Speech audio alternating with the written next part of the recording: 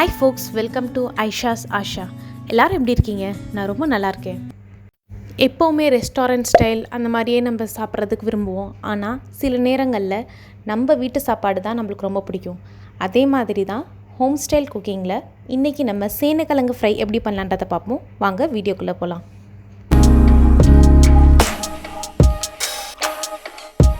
Full recipe description பாக்ஸில் இருக்குது, தேவைப்படுறவங்க செக் பண்ணிக்கோங்க.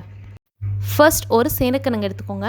அதோட தோல் எல்லாம் நல்லா சீவிட்டு நல்லா கழுவிட்டு அதை க்யூப்ஸாக கட் பண்ணி வச்சுக்கலாம்.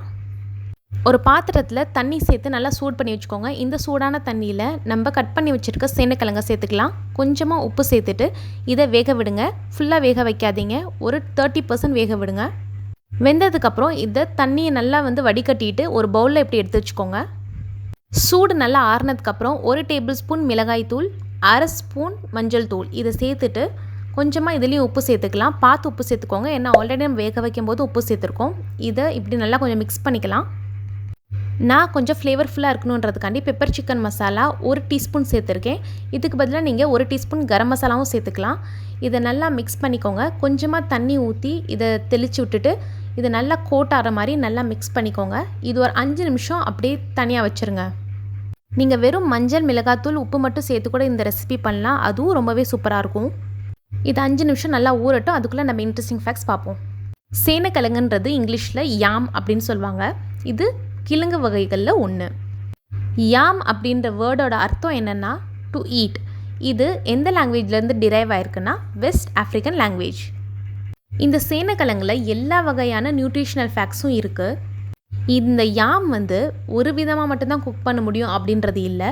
இது எல்லா வகையிலையும் குக் பண்ணலாம். ஸ்டீம், பேக், ஸ்மோக், கிரில், அப்புறம் இதை கிரேட் பண்ணிவிட்டு இந்த மாதிரி துருவிட்டு இதை டெசர்ட்டாக கூட சாப்பிட்லாம். அப்படின்னா ஸ்வீட் கூட பண்ணி சாப்பிட்லாம். இதில் வெளியில் இந்த சேனைக்கிழங்கு ப்ரௌன் கலரில் இருந்தாலும் உள்ளே சில இது ஒயிட்டாக இருக்கும், ஆரஞ்சாக இருக்கும், சில இது பர்பிளாக கூட இருக்கும். எண்ணெயை சூடாக்கிக்கோங்க. 5 நிமிஷத்துக்கு அப்புறம் நம்ம ஊற வச்சுருந்த இந்த சேனைக்கிழங்கை இதில் நம்ம சேர்த்துடலாம். மீடியம் ஃப்ளேம்லேயே இதை ஃப்ரை பண்ணிக்கலாம். ஹை ஃப்ளேமில் நீங்கள் ஃப்ரை பண்ணிங்கன்னா இது வெளியில் நம்மளுக்கு குக்கான மாதிரி இருக்கும், ஆனால் உள்ளே குக் ஆகிருக்காது. ஒரு 5 நிமிஷத்துக்கு அப்புறம் உங்களுக்கு இப்படி தான் இருக்கும். இன்னொரு 5 நிமிஷத்துக்கு அப்புறம் இந்த மாதிரி பபிள்ஸ்லாம் கம்மியாகி அது மேலே ஃப்ளோட் ஆக ஆரம்பிச்சிடும். அதை நீங்கள் தட்டி பார்த்தீங்கன்னா டப் டப்புன்னு ஒரு சத்தம் கேட்கும். அப்படின்னா உங்களோட சேனைக்கிழங்கு வெந்துருச்சுன்னு அர்த்தம். அவ்வளோதான், நம்ம சேனைக்கிழங்கு ஃப்ரை ரெடி ஆயிடுச்சு. நல்ல ஒரு தயிர் சாதம் அப்படி இல்லாட்டி புளிக்குழம்போட இதை நீங்கள் சாப்பிடுங்க. கண்டிப்பாக ரொம்பவே எம்மியாக இருக்கும். உங்களுக்கு இந்த வீடியோ பிடிச்சிருந்தா கண்டிப்பாக லைக் பண்ணுங்கள். என்ன இன்ஸ்டாகிராம், ஃபேஸ்புக்கில் ஃபாலோ பண்ணாதவங்க ஃபாலோ பண்ணிக்கோங்க. இந்த ரெசிபியோட பிக்ஸை டேக் பண்ண மறந்துடாதீங்க. இன்ட்ரெஸ்டிங் ஃபேக்ட்ஸ் உங்களுக்கு பிடிச்சிருக்கா இல்லையான்றதை கமெண்ட் பண்ணுங்கள். ஐஷாஸ் ஆஷாக்கு சப்ஸ்கிரைப் பண்ண மறந்துடாதீங்க. பார்வையாளர்கள் சந்தாதாரர்களாக இணைவீர்கள் என்பதே ஐஷாவின் ஆஷா. தேங்க்ஸ் ஃபார் வாட்சிங்.